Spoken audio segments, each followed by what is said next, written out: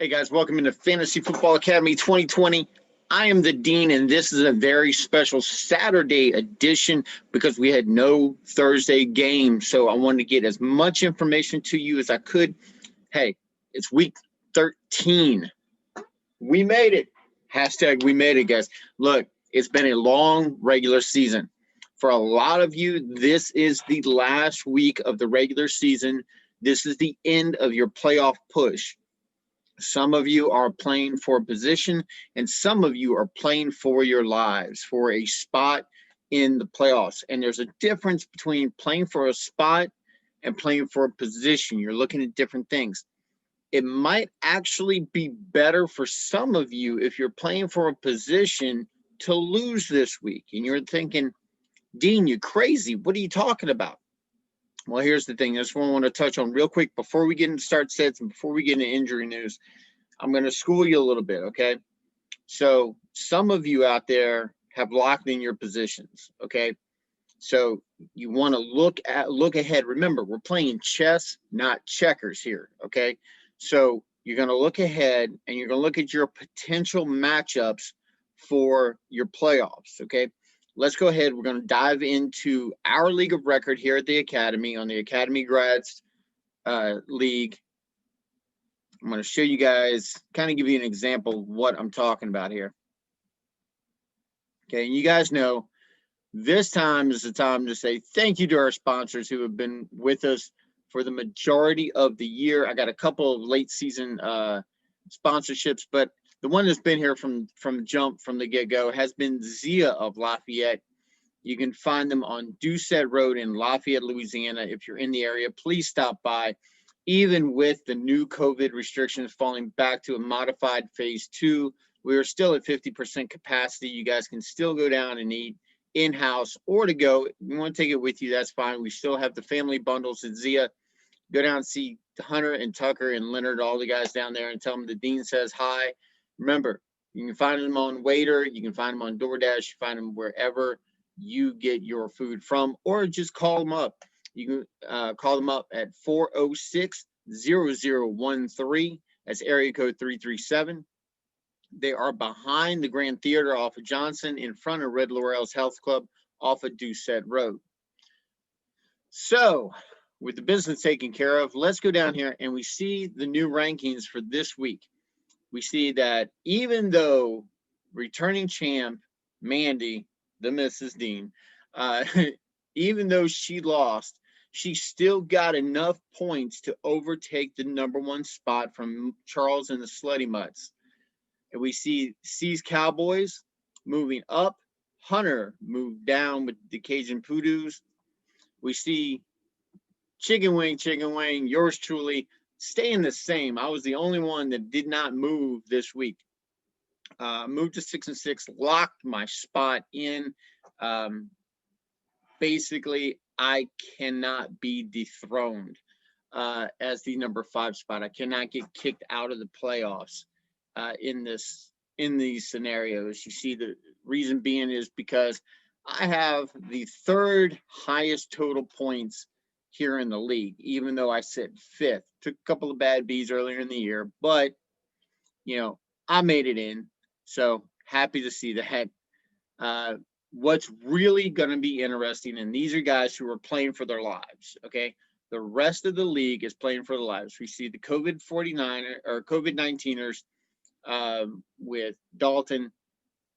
He won on the back of Tyreek Hill's outstanding, phenomenal performance last week. He just went off. It was crazy. So he moved to 5-7. New Carshmell and Nick also moved to 5-7 with a win, moving up 2 spots. My boy D-Money, you know him, you love him, you've seen him here on the show before, fell 2 spots to 4-8. The Fighting Infernapes and Dustin of Keller's Bakery. Shout out to my other sponsor, Keller's Bakery, at 627 Lafayette Street in Lafayette.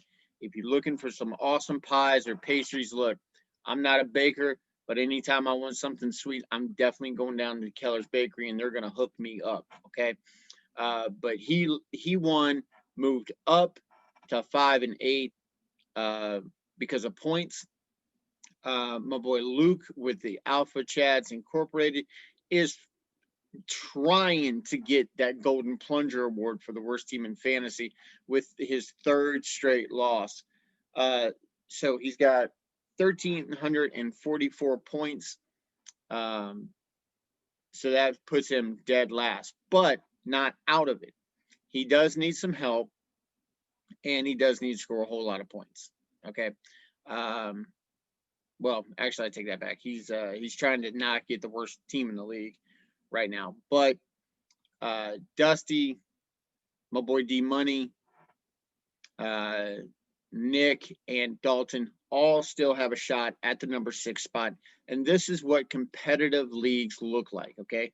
These guys are swinging till the end, till the final bell sounds, and everything's said and done. And that is this week, guys. So what is the difference between playing for a spot and playing for position? Here's the thing. These guys that I just named, positions 6 through 9, are playing for a spot. So they are win. They have to win, okay? You go up here, and let's take a look at the playoffs. So the playoffs look like this. Is the returning champ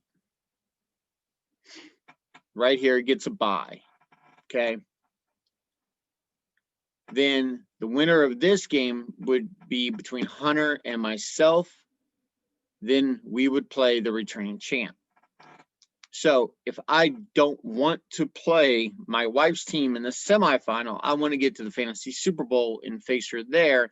That means one of two things have to happen. Either number one, I have to lose and drop down here to number 6, or I win and I move up to 3rd.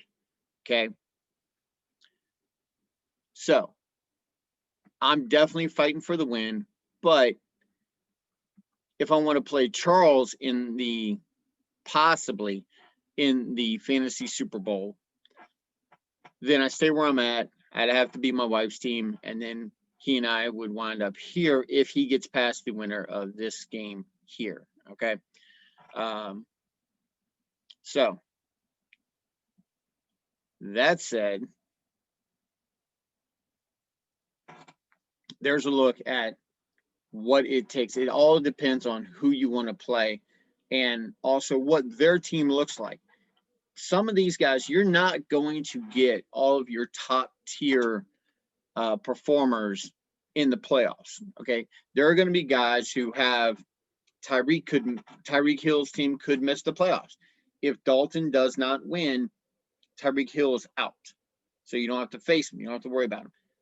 Some teams that might have Russell Wilson or Kyler Murray, those guys are going to be out as well. So you don't have to always worry about the top tier running back, quarterback, wide receiver, all those guys. You don't have to worry about all those. All you have to do is worry about the teams that are locked in.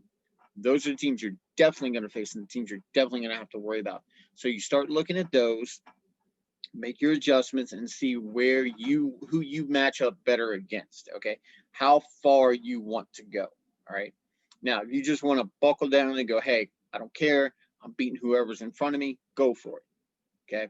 But if you want a little more strategic, chess-like moves, these are some things that you need to look at. All right. So we're going to get into injuries a little bit, get into a little news. Will Fuller, everyone knows, is suspended for PEDs for the remainder of the season. Plus, he's going to miss a game or two next season. Now, he is this is a contract year for him, so there's kind of a cloudy future in Houston to see if they're going to sign him or if they're going to let him go. They've already let D-Hop go in the offseason last year to Arizona. Losing Fuller would be a mistake, okay? Unless they can go out. Now, Allen Robinson is also upon contract year. He's not too happy with quarterback play that's going on in Chicago. He would benefit greatly from playing with Deshaun Watson. So that could be a move if they let Will Fuller walk. They could possibly bring in Allen Robinson, but nothing's guaranteed. It's going to be a very interesting offseason.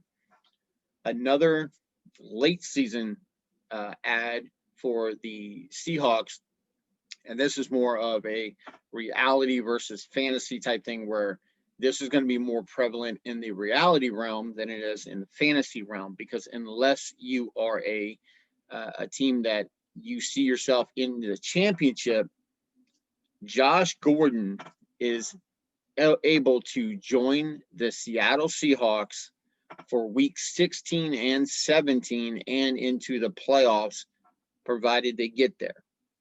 So, should you run out and sign Josh Gordon? I don't think so. It's only for that. He's only going to be available for that one game, and it's going to take some time, and you don't know exactly how he's going to be used. Now, here's the thing. Does this throw a wrench? If you are like myself, who have Tyler Lockett, or like the Mrs. team, the returning champ here, Mandy, if you have that team and she has DK Metcalf, this is a move that kind of throws a little wrench into your plans, because if Josh Gordon comes out and he starts taking away those targets from Metcalf, from Lockett, then you're going to suffer in that way, and you're going to suffer at the worst possible time. You're going to suffer when week 16, your fantasy championship. But welcome to 2020, guys. This is fantasy football in the COVID world, crazy COVID world that we live in. Next up, Josh Jacobs, dealing with an ankle injury. Look, if you have Josh Jacobs, like my boy Chris does with the Seas Cowboys, he actually has Josh Jacobs on his bench in preparation for him to not play.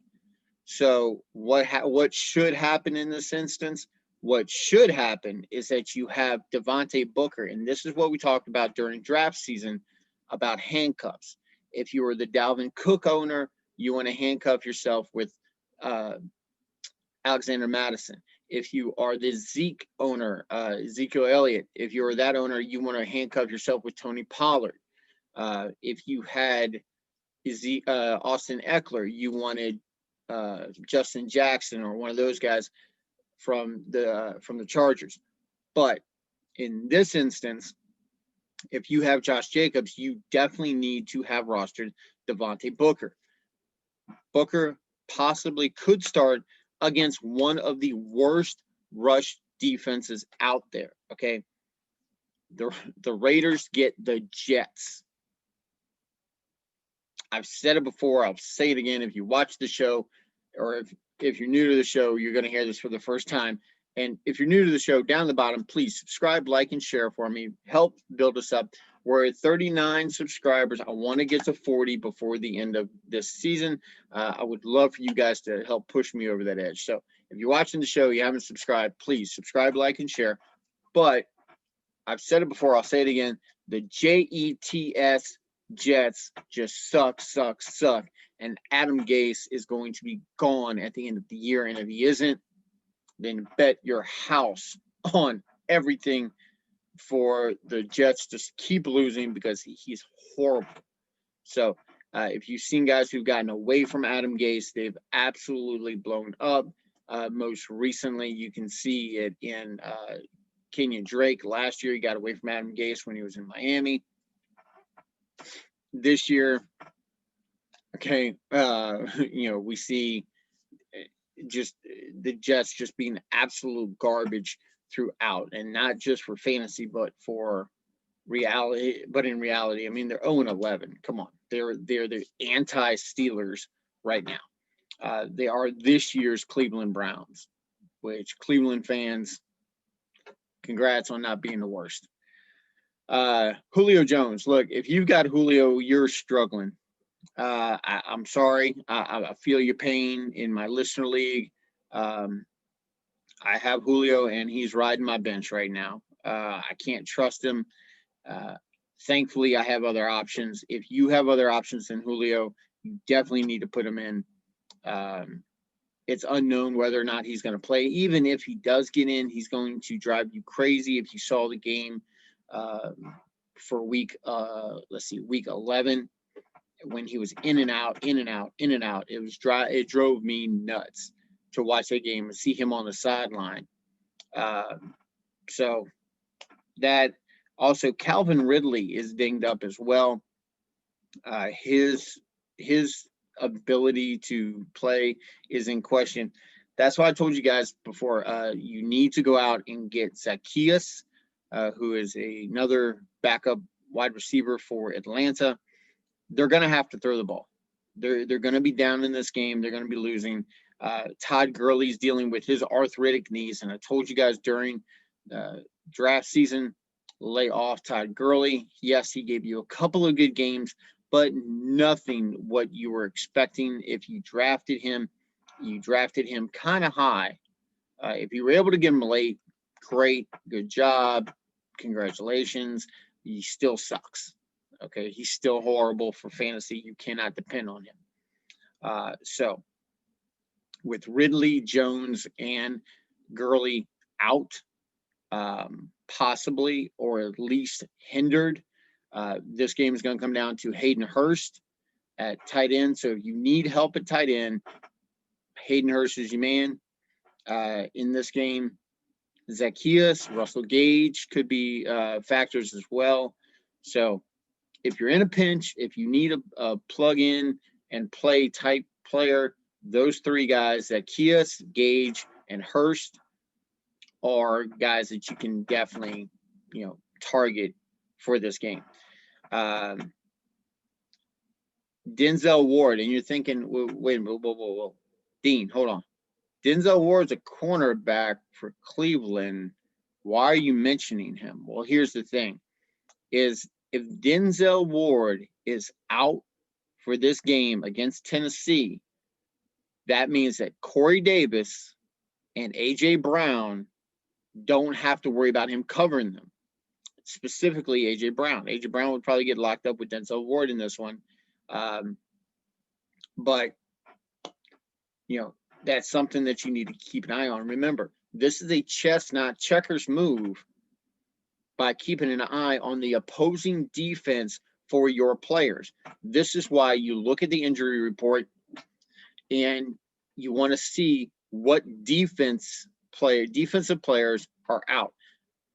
Like, for instance, if you were playing the Patriots and Stephon Gilmore is not playing, if you were playing the Saints and Marshawn Lattimore is out, then that means that your receivers have an easier time with inferior cornerbacks, inferior safeties playing at those positions. So then they have an opportunity to be better than what they normally would have been. When you have a shutdown corner, or if you have a linebacker or a run stuffer that's on the front line, and you have a running back going against that defense, those are things you need to know. When you're trying to make your decision, when you're trying to set your lineup, you want to know who's on the front line. What defense am I going against? Just because you have a very high-rated defense that you're going against doesn't mean you need to bench your star running back. Yes, it might be a tough matchup on paper, but for that matchup, that week, if they are missing key points on their defensive line, then that means that your running back has a much better chance. Opposite, let's flip this over. If your running back is missing key components on his offensive line, that means that he's going to have a harder time running than he normally would. So if you have just fractions of a difference between starting one running back versus another, then you're going to look at things like that to help make your decisions and make them more intelligently, and you're going to be a little more educated, which is what the academy is all about. Remember, environmental roster management includes the entire environment.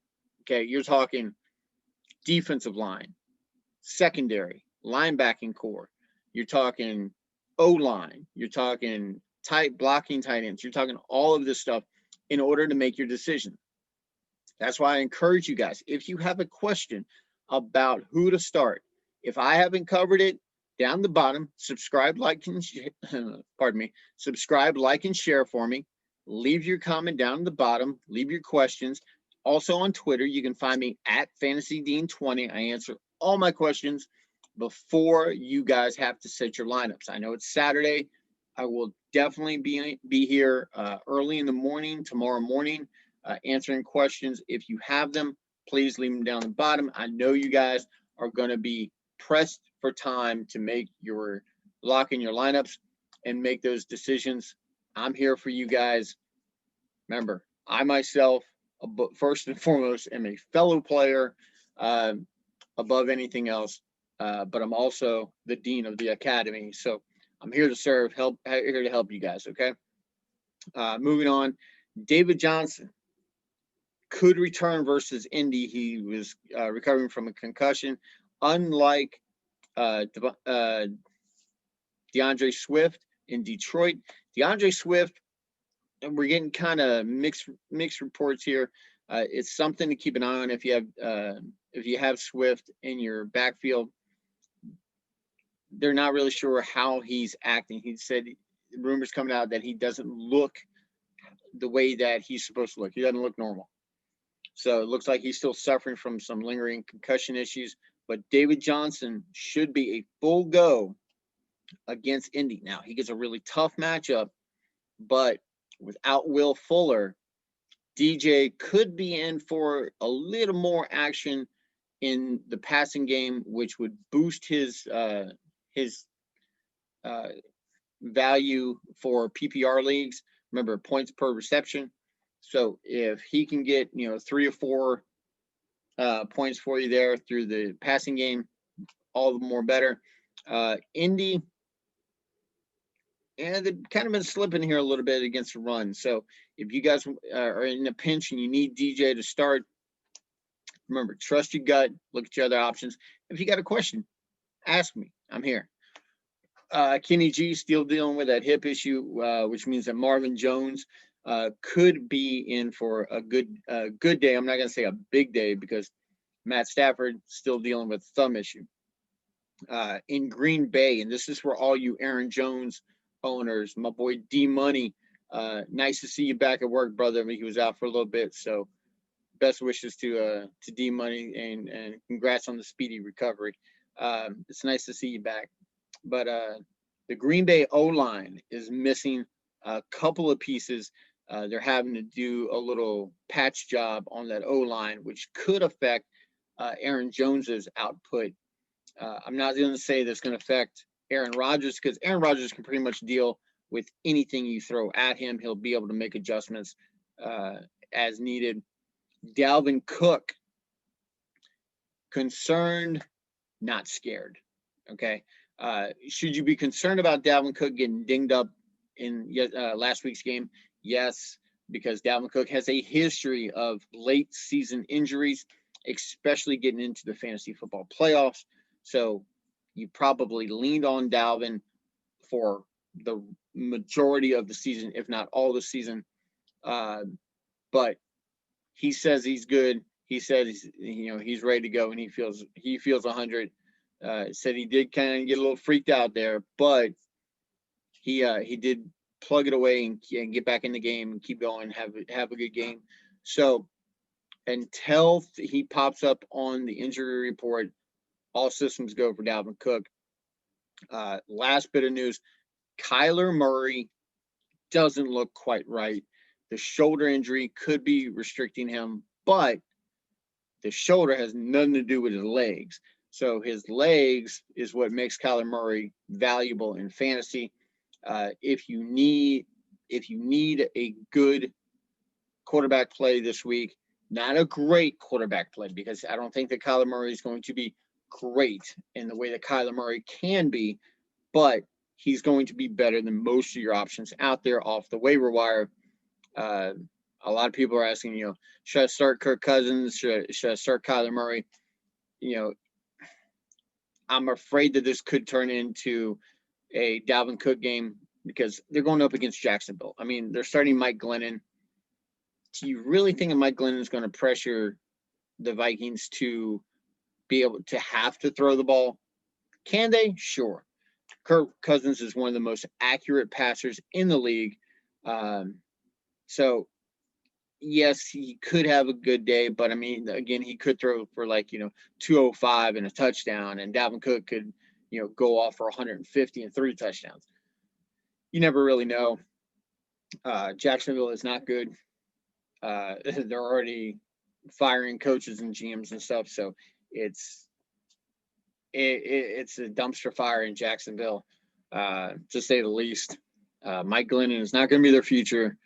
Gardner Minshew is supposed to be back here in the next couple of weeks, but we'll see what happens. So that said, let's get into start sets, and we'll give you guys some stashers and streamers for this week. So quarterback, Taysom Hill versus Atlanta. He did absolutely great his first start against Atlanta a couple of weeks ago. I don't expect anything to change.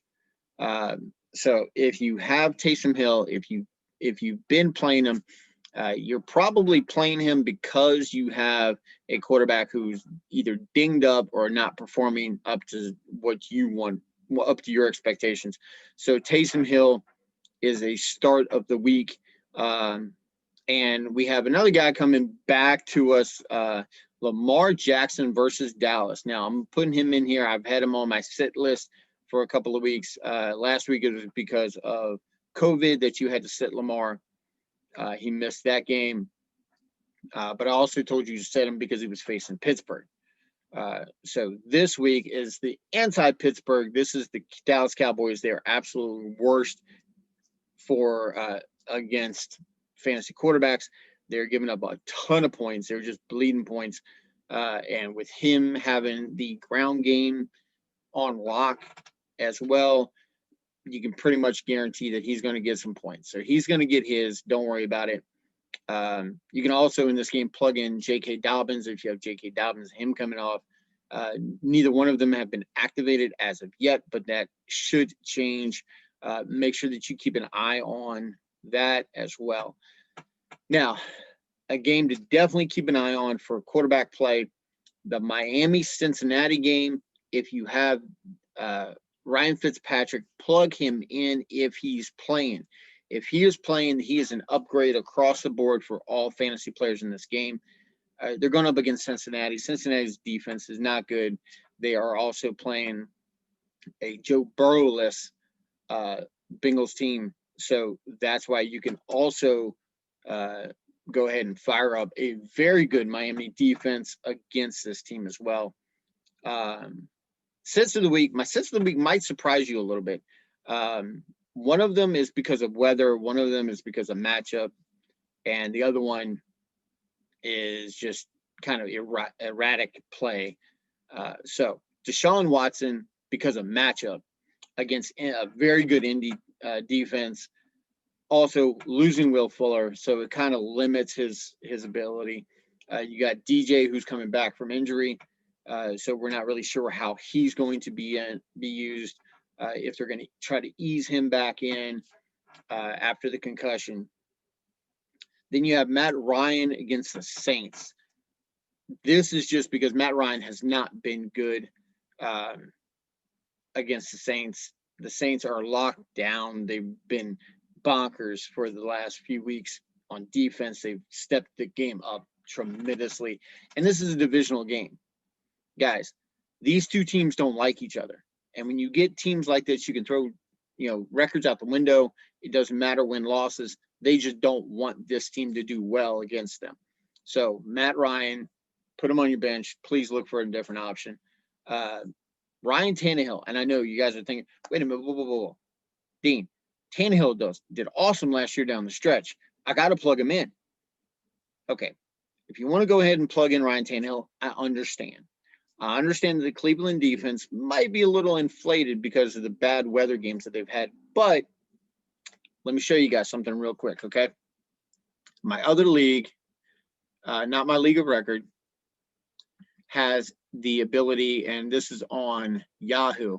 I play Under the Dome with 1037 The Game listeners and radio personalities. I got in on the listener league this year.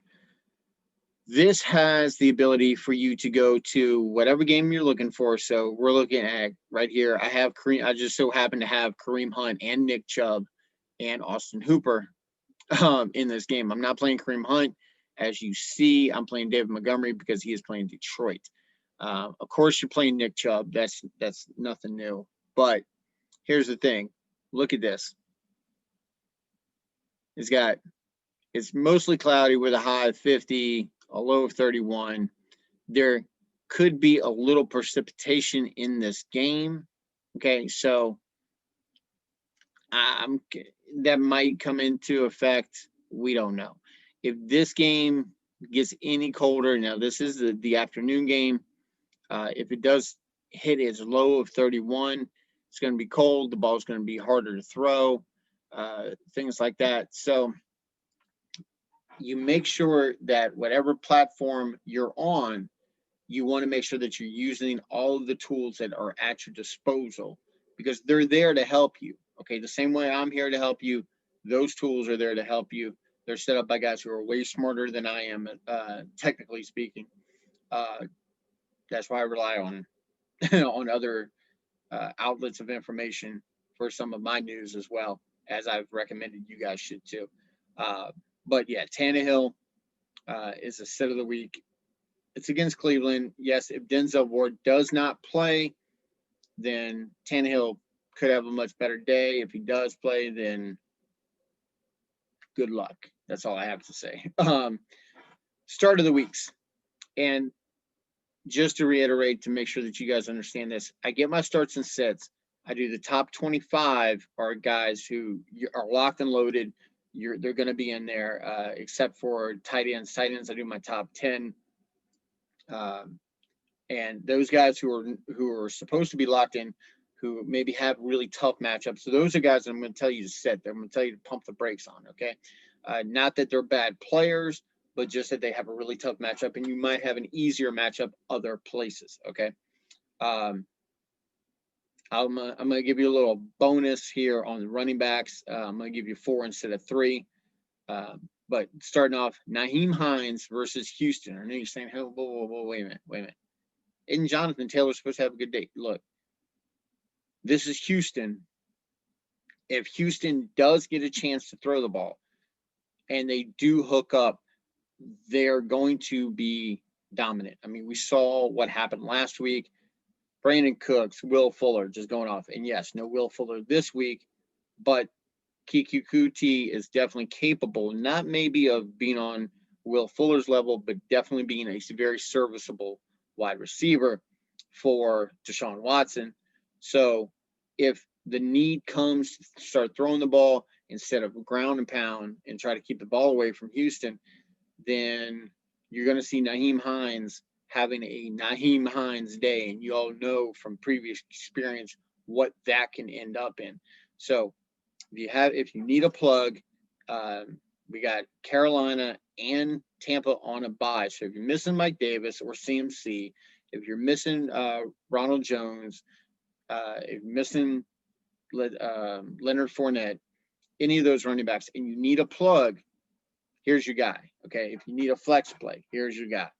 Okay, if you had Scotty Miller, Mike Evans, Chris Godwin that you were plugging into your flex spot, here's Nahim Heinz. You get 2 for 1 here. Okay. David Montgomery, my next start at running back. And I told you guys, going against Detroit, Detroit sucks.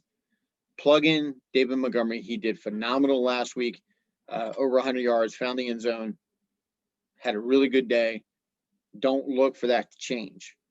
Okay. Next up, this might surprise you guys a little bit, but Clyde Edwards-Helaire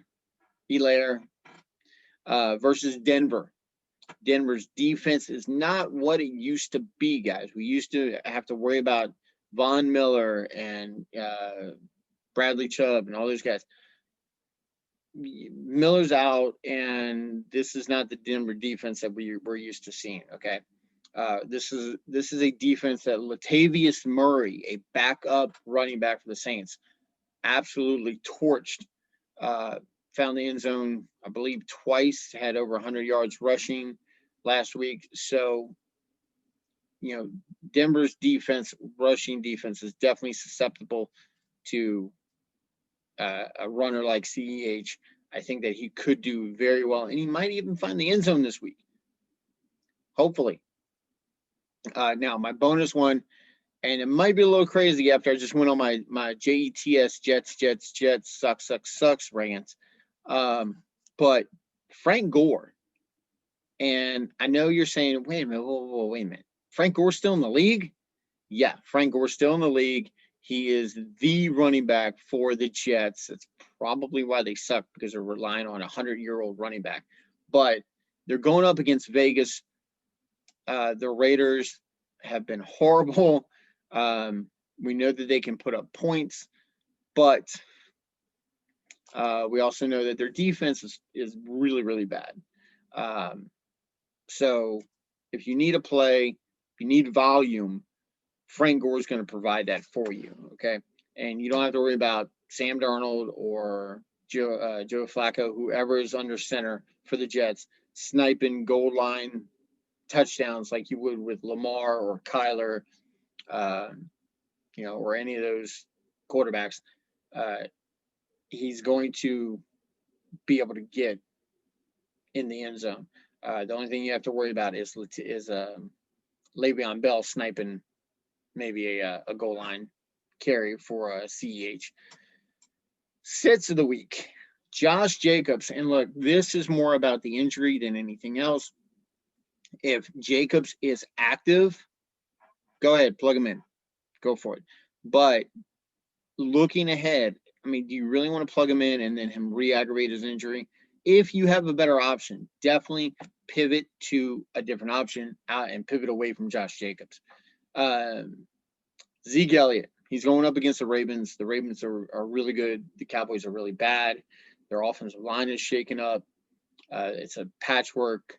It looks like, I don't know if how old you guys are, or if your grandma used to knit or whatever, but I know mine has those crochet things that has a whole bunch of holes in it, and you hold it up and you can see right through it. That's basically the Cowboys O-line right here.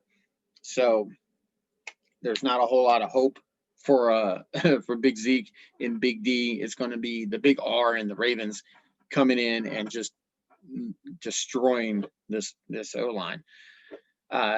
Next up, Antonio Gibson. I know. My boy, with my boys had an awesome, outstanding performance Thanksgiving Day.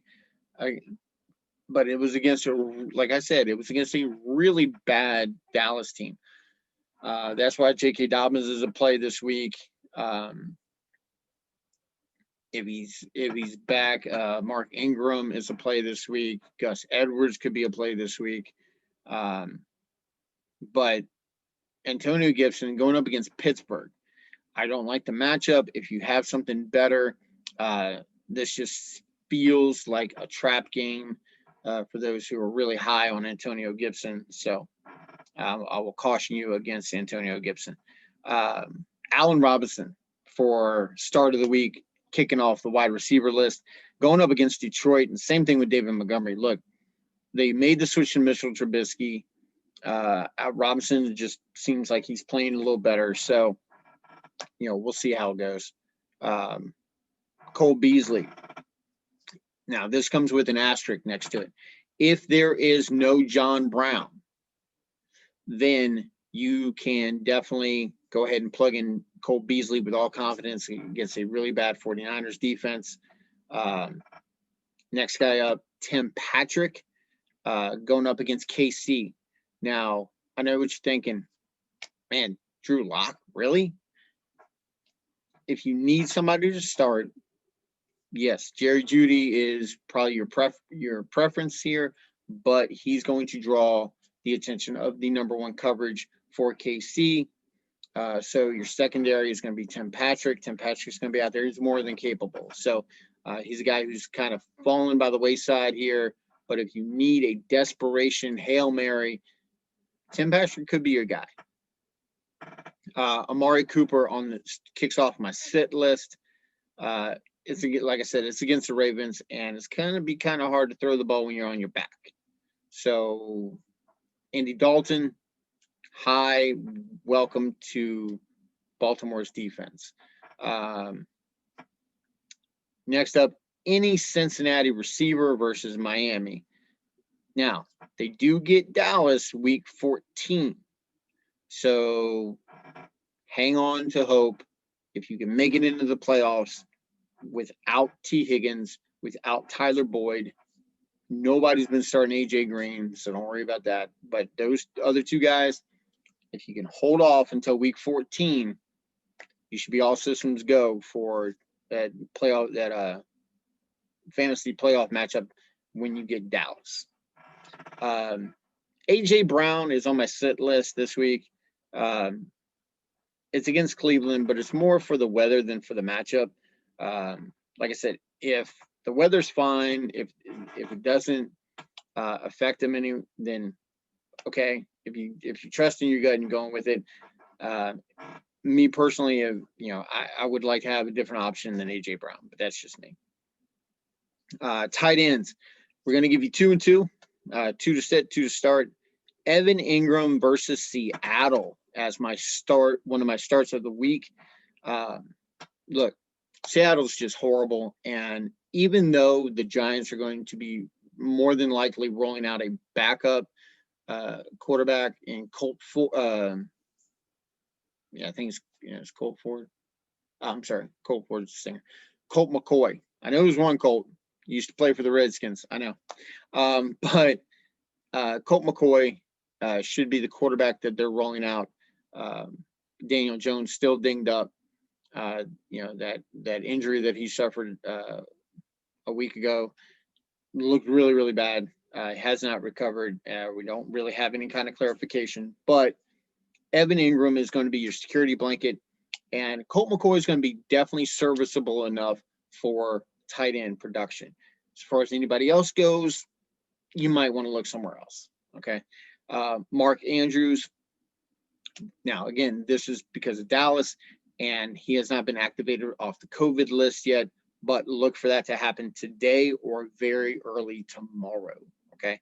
Now, I'm not really sure about the protocols about when they have to activate them. I know there's like a 20-day window after they've been activated off the COVID list that they can go ahead and participate, but they should activate them shortly. Let me check. I don't have any notifications right now, but definitely keep an eye on it and fire up Mark Andrews against Dallas. Noah Fant versus KC. This is just me not believing in Drew Lock. I know I brought up Tim Patrick earlier, but Noah Fant's he's fallen off. I don't know what's going on there. And Dalton Schultz versus the Ravens. Same reason I have for Amari Cooper.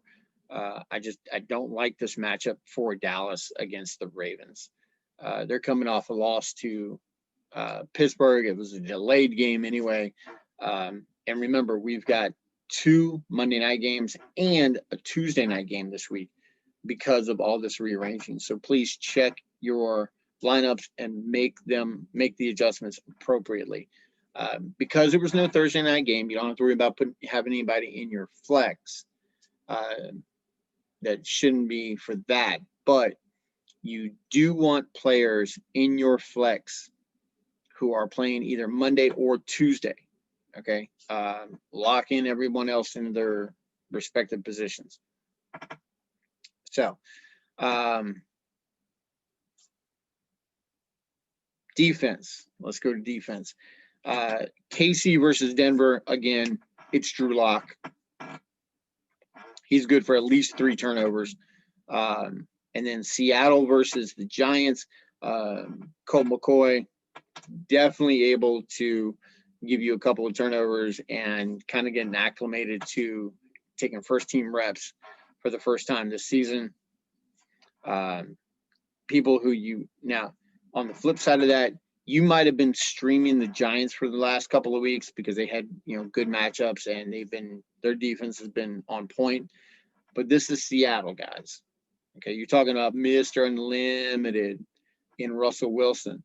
You're talking about Metcalf, Tyreek, Chris Carson's back, Carlos Hyde is there.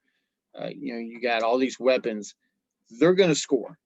And Russ is not going to turn the ball over like Colt McCoy will, like Drew Lock will. So if you've been streaming the Giants, you might want to stream somebody else. Okay. Next up, New England versus the Chargers. And I know what you're saying. I know. I hear it. I feel it. I'm with you. Bill Belichick knows how to shut down a rookie quarterback, but there's Keenan Allen. There's Mike Williams. There's Hunter Henry. There's Awesome Eckler. 4 guys. He's not shutting down all 4. Okay. Even if he takes away Allen, if he takes away Williams, he's not taking away Hunter Henry. He's not going to be able to take away Austin Eckler. Not in the passing game. Plus the fact that the Patriots defense ain't what it used to be. They're dinged up too. They're missing some key components from jump. They were missing more than anyone else when the season started. And it hasn't gotten any better. Okay. And I really don't see Cam Newton going off against a good Chargers defense. So the need to throw might not be there a whole lot. So you might want to temper your expectations if you have Justin Herbert. But I'm not pivoting away from him. So my stash and streamers, remember, guys, if you are playing for a position and you need somebody to stash on your roster to kind of help you moving forward, who has some really good matchups, let's roll through a couple real quick. Stash at quarterback, Baker Mayfield. I know you're like, whoa, wait a minute. Baker? Really? Yes. Why? Because if you make it through week 14 with the team that you've got right now, let's say that you got a bye. Let's say it's your number 1, number 2. You get a bye. If your league does that. Week 15, he gets the Jets. He gets the Giants. Week 16, your Super Bowl, he gets the Jets. Come on now. Jamal Williams and Latavius Murray. Who do they get up next? Philly and Atlanta. Come on. Corey Davis, he gets Cleveland this week, but week 15, he gets a really bad Jacksonville team. Week 16, he gets Detroit. There's not a whole lot better you can ask for than that, okay? At tight end, if you need somebody to stash, and yes, he was on my sit list this week, but Dalton Schultz, week 14, gets Cincinnati. Week 15, he gets San Francisco. Week 16, he gets Philly. All really bad defenses. They got a fighting chance in these games, okay? As far as defense goes, Arizona, weeks 14, 15, and 16 go like this. Week 14 gets the Giants. Week 15 against Philly. Week 16 against San Francisco. Again, bad defenses, definitely fighting chance. Bad quarterback play. You're talking about a backup quarterback in Colt McCoy. Even if Daniel Jones comes back, he's going to be hobbled for week 14. In Philly, you got a horrible Carson Wentz this year. In San Francisco, you've got Nick Mullins. Really? You going to be scared of Nick Mullins? Come on. Nobody's scared of Nick Mullins. Nick Mullins isn't even scared of Nick Mullins. Okay? So, Arizona for your stash at defense if you need somebody to plug in, if you guys have a defense who has a really tough matchup coming up. So, guys, that's it for this edition of the Start Set for Fantasy Football Academy 2020, Week 13. We made it. We made it. Next time I talk to you guys, we're going to be fully into playoff mode. I hope you made it. I hope you come with me.